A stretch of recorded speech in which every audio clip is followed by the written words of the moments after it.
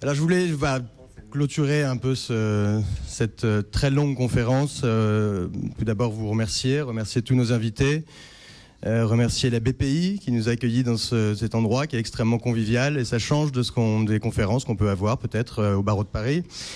Et puis je voulais vous remercier, vous tous, qui êtes venus extrêmement nombreux.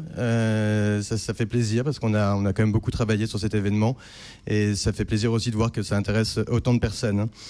On l'a rappelé au début, ça fait à peine 2 ans qu'on a créé cette structure. On était parti du constat assez évident que notre profession subissait de profondes mutations et que le marché du droit devenait, on l'a vu ce soir, de plus en plus protéiforme. Et c'est pour ça qu'on a décidé de créer cette structure qui a vocation à accompagner la profession d'avocat dans ce nouveau monde. Et c'est un monde dont les valeurs rompent quand même de façon assez radicale avec celles de l'ancien pouvoir. Un monde qui, en matière de gouvernance, par exemple, favorise des approches informelles, collaboratives. Un monde qui accorde une confiance surprenante, mais c'est une réalité, aux pratiques amateurs dans des domaines qui étaient autrefois caractérisés par la spécialisation et la professionnalisation. Un monde où les modes de financement et de production sont devenus eux-mêmes collaboratifs et beaucoup plus transparents. Et de ce court voyage qui ne fait que débuter, nous avons acquis la conviction qu'il était urgent de nous adapter, d'aller au-delà du vernis et de modifier notre modèle et surtout les valeurs qui le fondent. Urgent pour plusieurs raisons, là encore évidentes. Nos confrères américains, canadiens, anglais et belges nous l'ont démontré cet après-midi. Les grandes places du droit étrangères ont ou sont en train de mettre en place des réglementations libérales qui favorisent l'émergence de structures qui sont plus compétitives, plus puissantes et qui, un jour, ne se satisferont plus de leur marché national. En France, on l'a vu aussi, on ne peut plus l'ignorer, les legal startups se multiplient et certaines qui sont fondées par des ingénieurs développent des logiciels très efficaces qui réduisent le temps de production de façon drastique et donc le coût de la prestation. Et enfin, et c'est peut-être ce qui est le plus important, c'est ce qu'on vient de voir, nos clients eux-mêmes évoluent, se sophistiquent et qu'il s'agisse à la fois des particuliers, des consommateurs, mais également des directions juridiques des groupes internationaux et leur sensibilité au coût de nos prestations, à l'usage des nouvelles technologies, à l'efficacité, à la transparence n'est plus à démontrer. Et nous avons malheureusement un cadre extrêmement rigide, un cadre qui est hérité d'un temps qui n'est plus le nôtre, un temps où l'avocat était quand même un grand bourgeois, un temps où le mot désintéressement avait peut-être encore un sens.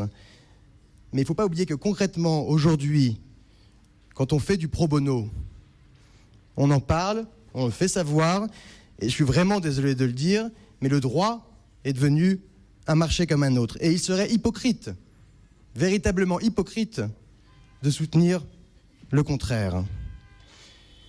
Et partant de là, il nous apparaît impératif d'offrir aux opérateurs de ce marché, et au premier rang desquels les avocats, un cadre réglementaire qui leur permette de s'adapter aux évolutions contemporaines. Les Anglais l'ont fait, les Canadiens sont en passe de le faire, peut-être. Les Américains qui sont plus conservateurs, c'est surprenant, mais eux ont pactisé avec l'ennemi. L'American Bar Association a conclu un partenariat avec Rocket Lawyer. Il existe des solutions, et nous aussi, on doit revoir notre copie. C'est dans notre intérêt, dans celui de nos clients, dans celui de tous les entrepreneurs qui sont là aujourd'hui et qui ont des expertises à nous apporter et qui, il faut quand même le rappeler, on l'a vu avec Legal Start, on l'a vu avec Captain Contrat, ils ont aussi besoin de la nôtre. Et je crois que de la même manière que la science a progressé à pas de géant, le jour où les scientifiques ont compris l'intérêt de la collaboration interdisciplinaire, le jour où les mathématiciens, les physiciens, les biologistes ont tous travaillé ensemble, ce jour-là, la science a énormément progressé. Et je crois que la pratique du droit s'enrichirait également au contact d'autres expertises, et plus particulièrement d'expertise technologique. Alors, l'informaticien aujourd'hui ne doit plus être cantonné, comme dans beaucoup de cabinets, à un petit bureau au sous-sol. L'informaticien, il doit faire partie intégrante de nos équipes. Et je crois qu'il faut ouvrir nos cabinets, et Thierry Vickers le rappelait, à des managers, à des spécialistes de l'intelligence artificielle, à des investisseurs, pourquoi pas, à des programmeurs, à des gestionnaires de projets. Il faut ouvrir nos cabinets. C'est ce que fait Soul Factory. Ils ont ouvert, et ça fonctionne très bien, et je vous félicite. Alors, mesdames et messieurs les représentants du barreau de Paris, du CNB, mesdames et messieurs les candidats au Conseil de l'Ordre. Vous avez ici, dans cette salle, l'avenir du barreau de Paris. Et réjouissez-vous vraiment de ne pas y voir qu'une horde de robes noires.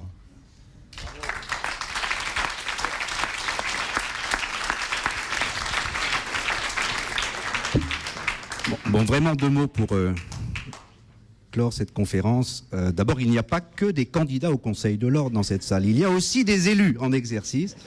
Vous avez vu qu'il y avait un ancien élu secrétaire de la commission déontologie, et il y a d'autres élus que je salue. Alors Thierry Vickers a commencé cette conférence en nous disant que face à la révolution numérique, l'une des options possibles était de ne rien faire, de ne rien changer. En d'autres termes, de laisser à ceux qui ne sont pas avocats le soin de satisfaire le besoin évident de près de 80% de la population, ce besoin accru d'accès au droit et d'accès aux tribunaux. Alors, je crois que vous l'aurez compris, ça n'est pas du tout l'esprit de l'incubateur du barreau de Paris.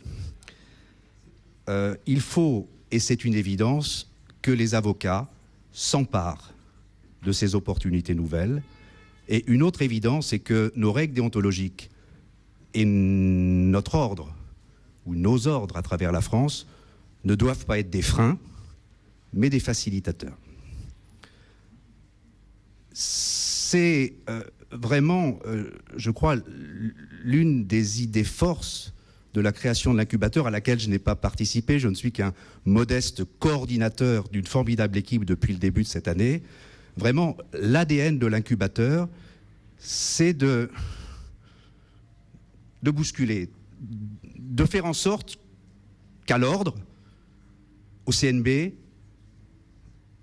on ne fasse pas rien, on ne laisse pas les choses en l'état. Alors vous me direz, mais il y a des associations professionnelles qui s'occupent de ça merveilleusement, qui réfléchissent à ces sujets bien plus que l'incubateur ne l'a fait ces 2 dernières années. Oui, bien sûr, les associations professionnelles, les syndicats réfléchissent à ces sujets.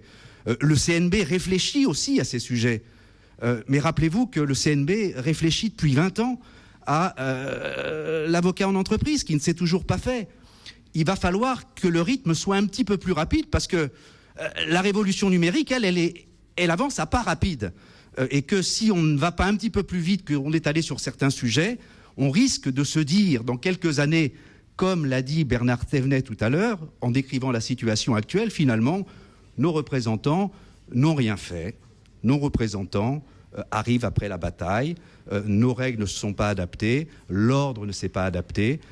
Nous avons laissé passer, ils nous ont laissé passer les opportunités. Voilà, alors, bon, c'est peut-être très ambitieux, mais en même temps, je crois qu'il faut être très modeste. L'incubateur du barreau de Paris a été créé il y a 2 ans. C'est, je crois, l'un des points forts des réalisations de nos actuels bâtonniers et vice-bâtonniers. Je ne fais pas de publicité particulière pour eux. Je leur rends hommage. Cette initiative, il va falloir qu'elle s'inscrive un peu dans la durée, car tout ne va pas se faire quand même du jour au lendemain par un coup de baguette magique.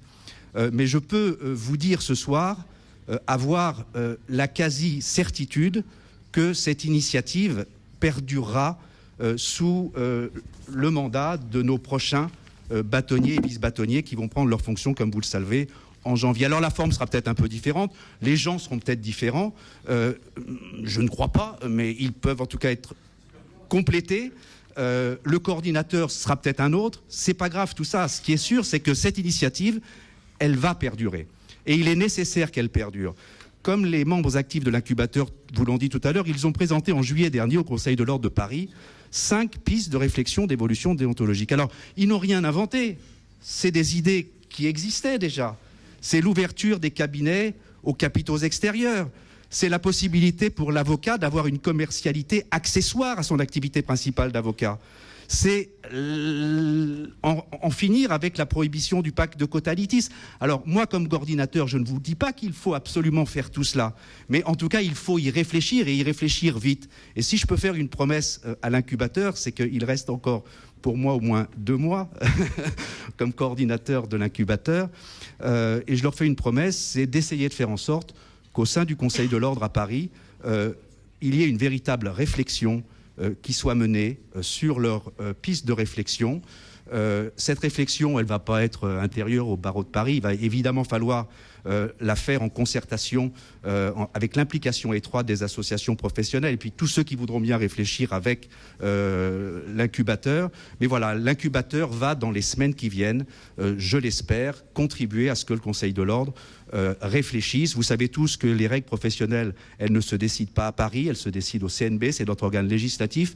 Mais enfin, Paris, qui est peut-être plus au fait que les autres barreaux, ou du moins que certains autres barreaux, de ce qui est en train de se passer, de cette révolution numérique, le barreau de Paris est bien placé pour remplir pleinement le rôle qui doit être le sien sur ce sujet qui nous a réunis si nombreux cet après-midi. Et je vous remercie à tous de votre présence, non sans avoir remercié tout particulièrement Adrien Perrault et Stéphanie Smat pour avoir organisé et animé cette conférence.